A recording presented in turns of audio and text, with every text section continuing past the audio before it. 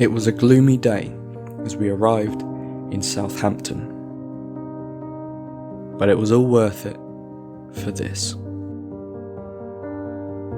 Arvia is P&O Cruises' newest ship. Needless to say, she's a big girl.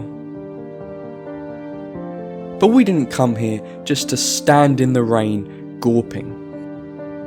It's time to head into the Ocean Cruise Terminal, where the joyful zigzagging started early.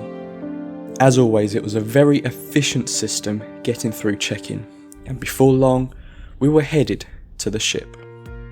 When we finally stepped foot onto Arvia, it was clear that this wasn't any copy-paste Iona. It was time to sniff out some food, so I headed to the quays. The fish and chips I had here were delicious. With my stomach silenced, it was time to explore a bit of Arvia. So let's head out to the Promenade. What I love about Arvia, just like Iona, is that it has a full wraparound promenade for you to walk laps of the ship to your heart's content, which will go a small way to helping you burn off some of that buffet food. Moving our tour on, we arrive at the SkyDome, which has an improved design over Iona. From a big screen playing cheesy movies to a retractable roof. Now we all like a good aft, and Arvia doesn't disappoint. And it's here you'll find this massive spider's web. Only joking, of course.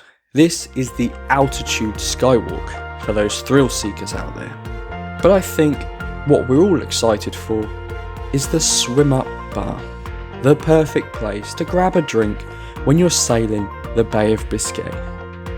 And it's great to see these infinity pools back, and I'm hoping to be dipping my toes in under the hot Caribbean sun.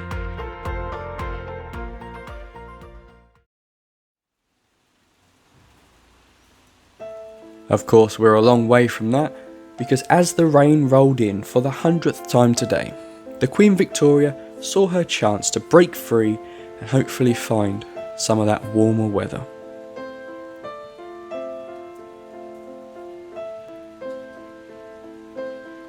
I mean, they're going to Norway, so I highly doubt that.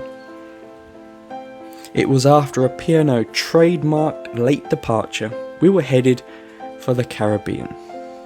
And that voyage starts with the first Sailaway, a dark, rainy one from the cruise capital of the UK. Bon voyage.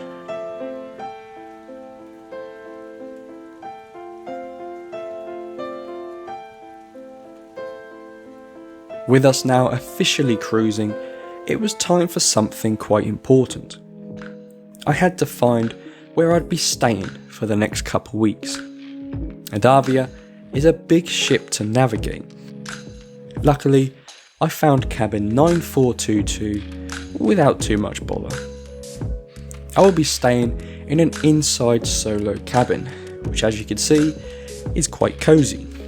You know, now I look at it, I think young Potter must have had more space in his cupboard under the stairs. I joke, of course, it's perfectly sufficient, but we'll be taking a closer look at this cabin tomorrow, because right now, I've got a date in the SkyDome. The show this evening was a Pink tribute act, guaranteed to have you singing about learning to love again in no time.